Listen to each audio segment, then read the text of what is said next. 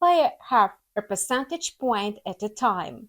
Moreover, rumors existed that the US central bank might hold an emergency meeting, and this is all driven by mounting fears of the US economy sliding into recession. Moreover, the recession is likely to be profound and prolonged. Fed policymakers spoke yesterday about hypnotic monetary easing. For example, San Francisco Fed Reserve President Mary Daly affirmed that the U.S. labor market slackened hiring. It's the argument that the central bank should begin rate cuts in the following quarters. Besides, her colleague Austan Goolsbee also softened investors by saying that the central bank would not respond abruptly to any weak report on the US employment. No wonder the US dollar has been losing ground amid such a fundamental background.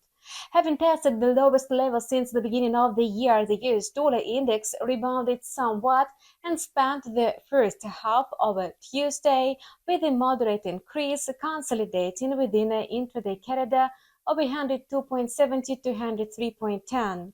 However, our analysts advise considering this moderate rise in the US dollar solely as a local rebound. After all, any of the Fed's scenarios and early rate cut in August, a sharp drop by 2 even 3 quarters in September, are bearish for the US dollar.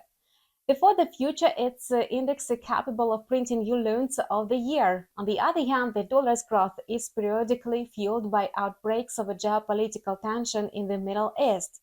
In this context, gold is cementing its investment luster as a safe haven asset. Its price is rising today towards the upper border of an intraday corridor between $2,434 and $2,460 per 3 ounce.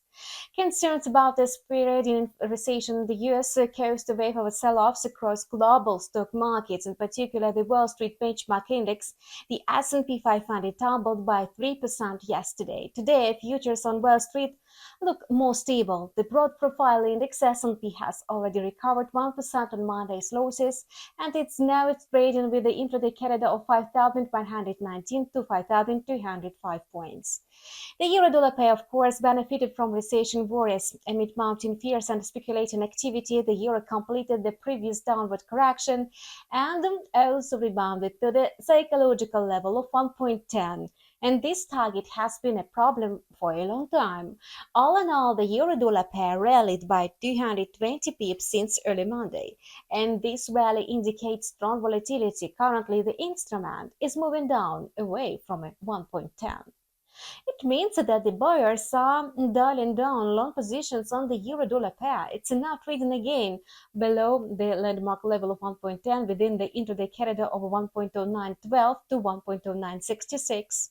According to technical analysis, the current pullback may serve as a regrouping phase of trading forces, which could set the stage for further growth.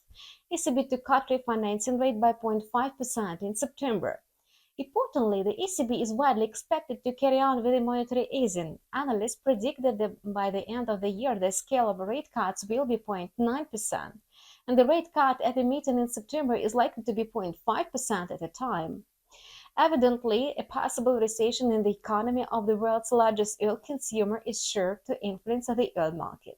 Indeed, in this case, there will be a reduction in oil demand, including the energy resources. As a result, the Brent price, for example, dropped locally to $75 per barrel. Meanwhile, the Brent grade is already regaining its footing. After all, even if demand declines, the problem of dwindling oil reserves in US storage facilities will not go away. So the offer will also not be that significant. To sum up, oil still has a good bullish outlook. After testing the lowest level of the year, they effectively regrouped trading forces and removed the oversold status. The bulls need to raise the price above $80 per barrel.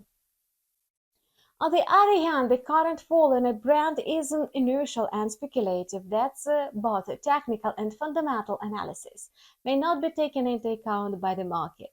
While the global financial markets are impacted by growing panic, the Russian currency looks like a safe haven. It's trading in the range from 85 to 86 rubles per dollar. Nevertheless, the dollar-ruble pair is going to grow locally towards the resistance of 87, so the ruble might lose its bullish momentum. Its current stability is most likely caused by the global weakness of the US dollar. If the greenback holds its decline in the near future, the ruble will shift higher to the range of 86 to 87 against the greenback.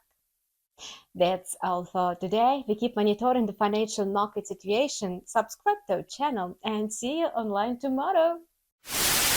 The US dollar slumped to the lowest level since January. Perhaps fears about a recession in the US overblown, and the market is overeating.